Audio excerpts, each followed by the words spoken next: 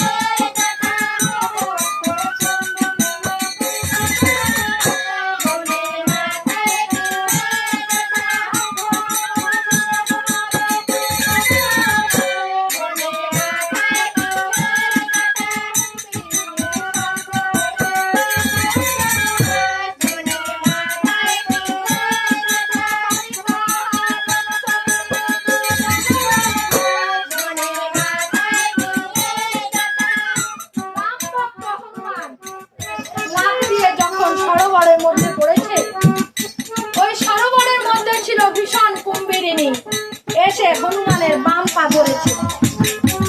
হনুমান নিচু হয়ে দেখতে পাচ্ছে এই জলের মধ্যে কি হতে পারে? ওই পোকা হবে, এই তো বড় ধরনের না। হ্যাঁ তাই তো। আচ্ছা হনুমান দেখতে পাচ্ছে বিশাল জল পোকা।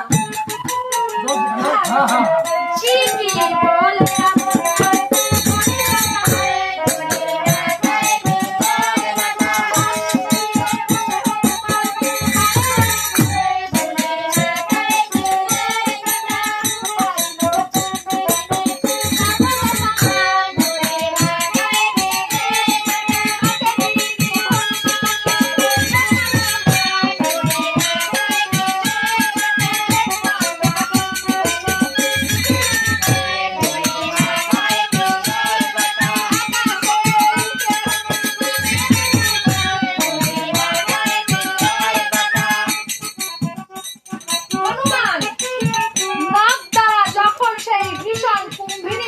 সংহার করেছে। গন্ধকালী মুক্ত হয়ে শূন্য মার্গে উঠে হনুমানকে ডাকতে আরম্ভ করেছে। হনুমান হনুমান হনুমান এদিক ওদিক তাকাচ্ছে।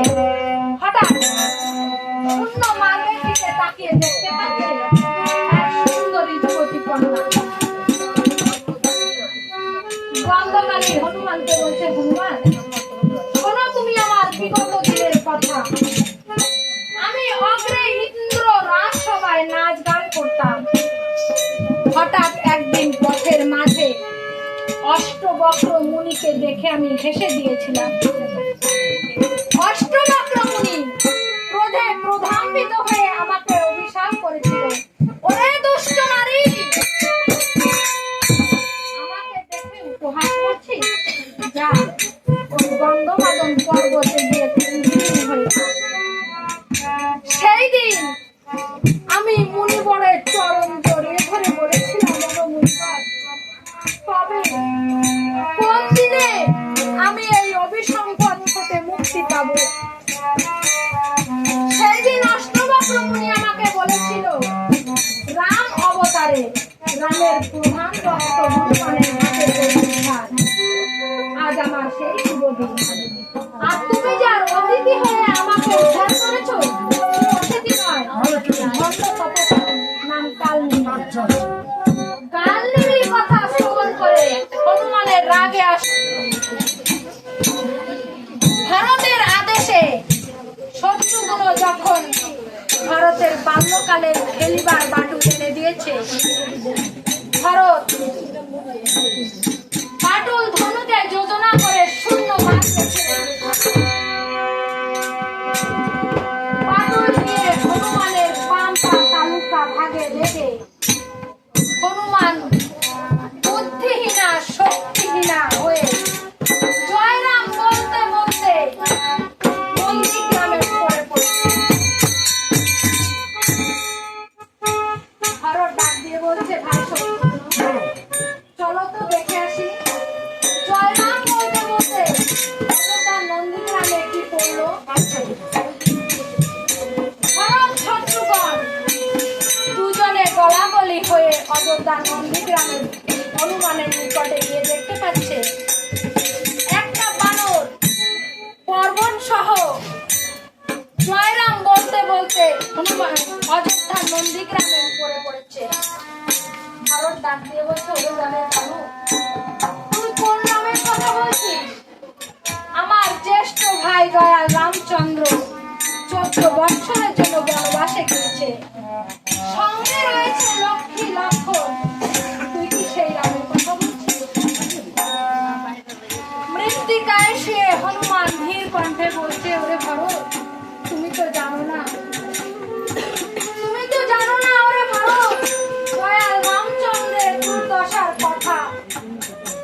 মা জানকীকে হরণ করে নিয়ে গেছে দুষ্ট দশানন। রাজা দশাননের সঙ্গে আমাদের বাদ বিসংবাদ, সেই রণে লক্ষণের বুকের শক্তি সেই দেখা। আমি এসেছিলাম গন্ধমাদন পর্বতে কিন্তু তোমার বাটুলের আঘাতে আমি শক্তিহীনা বুদ্ধিহীনা হয়ে গেছি। দয়াল রামচন্দ্রের দুর্দশার কথা শুনে ভরত শত্রুঘ্ন গলাগলি হয়ে রাম দয়াল রাম বলে টানতে আরম্ভ করেছে। এদিকে অন্তঃপুরে কৌশল্যা সুমিত্রা বুড়া হয়ে গেছে। কৌশল্যা সুমিত্রাকে ডাকিয়ে বলছে, সুমিত্রা রে, 14 বছর কি পূর্ণ হয়ে গেল নাকি? ওই শুনতে পাচ্ছি অযোধ্যার বহির্বাটিতে রাম নামের প্রতিধ্বনি শুনতে পাচ্ছি। চল আমরা এগিয়ে গিয়ে দেখি আমার রাম লক্ষ্মণকে বলে বলে আমরা অযোধ্যায় প্রবেশ করব।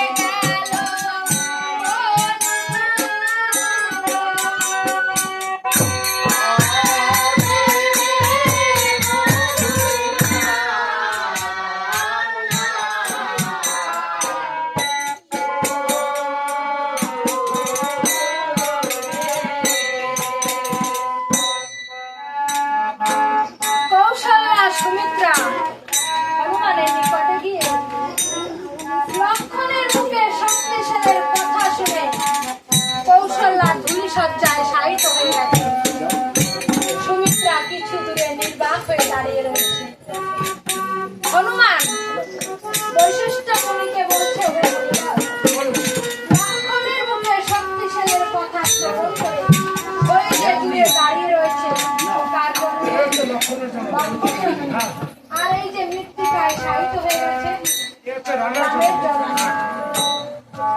হনুমান বলছে এমন গর্ভধারী জননী তো আমি আর কখনো দেখিনি। যার বুকের মানিক মৃত্যু পথযাত্রার যাত্রী, সে ওইভাবে নির্বাক নিস্তব্ধ হয়ে দূরে দাঁড়িয়ে রয়েছে। এমন জননী তো আমি আগে কখনো দেখিনি। এই কথা শ্রবণ করে সুমিত্রা দেবী ডাকিয়ে বলছে, ওরে বনের বালক, এমন জননী তুই কখনো দেখিস? আমিও তোর মতো বনের পশু দেখিনি। কেন জানিস? যে রামের পায়ে গয়া গঙ্গা বিরাজমান, সেই রাম পাশে থাকতে আমার লক্ষণের কিছু হতে পারে না। তাই তো পশুর মতো পর্বতখানা ঘুরে রামের নিকটে যাচ্ছি। তুই শ্রবণ কর ওরে বনের বালক, আমার লক্ষণকে আর রামকে। সে লক্ষণ হলো